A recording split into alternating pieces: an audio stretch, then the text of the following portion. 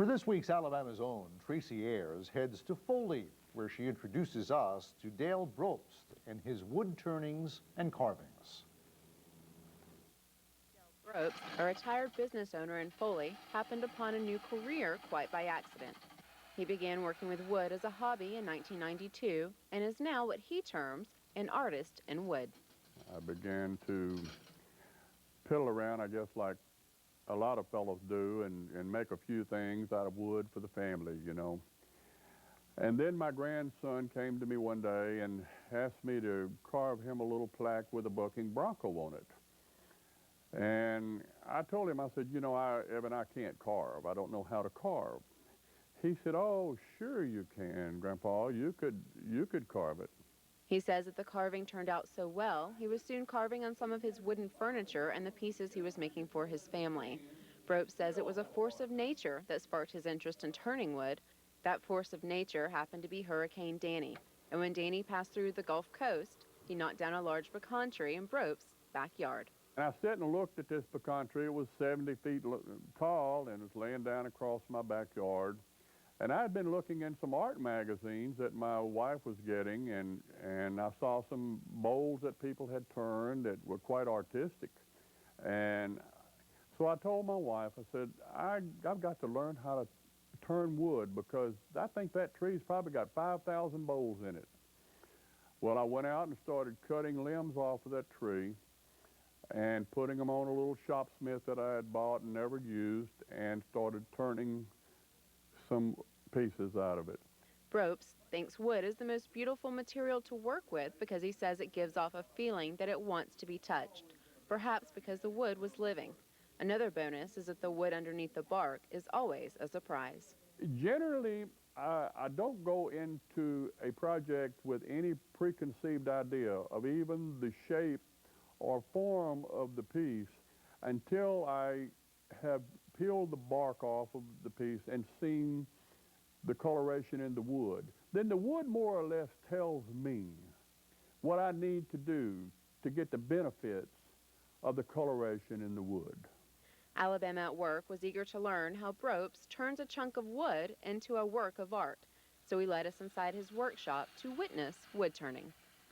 Brobst says that he makes nearly 250 pieces each year, with prices ranging from about $60 to $200, and some others $800. We've arrived at the basic shape of the bowl now. There's a little refinement left to be done, like the foot should be much smaller than it is now.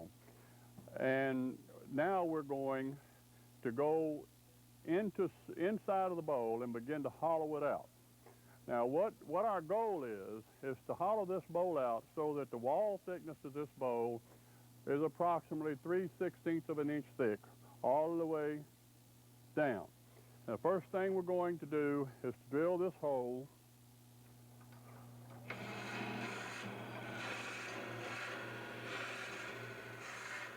After the hole is drilled, the wood is looking more like a piece of art, but a finished piece, it's not. The bowl is completely hollowed out and sanded. And there's various ways of sanding it. You can sand it on the machine, but I prefer not to. I prefer to sand it with by hand.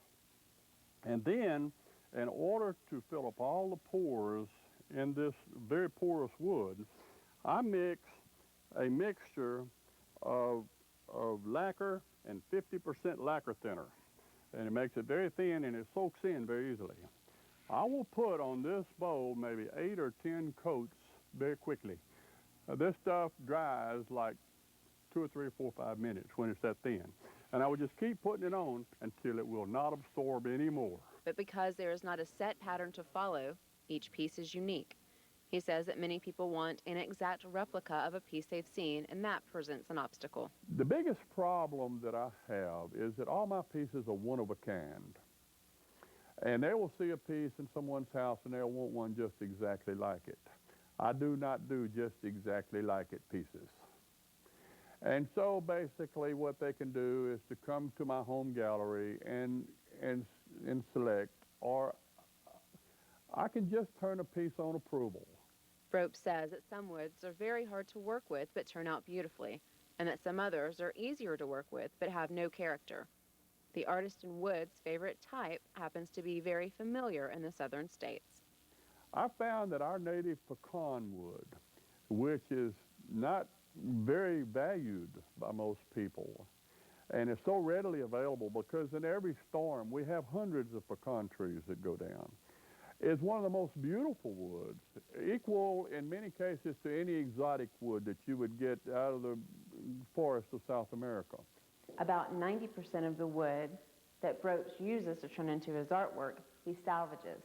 He gets wood from trees cut down by power companies, from trees destroyed by hurricanes, and by rescuing wood on its way to landfills.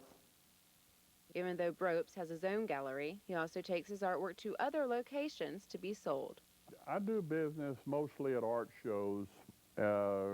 Examples are the Fairhope Arts and Crafts Show, the Greater Gulf Coast Art Festival in Pensacola, and art buyers, collectors. Many people collect wood turners. And I've sold some pieces through galleries and some pieces over my website. But basically, 90% of my work is done through shows. He says that it was not hard to get his first customer. Brobst says he just set up in one of the art shows and started selling the first day, citing that the pieces sold themselves.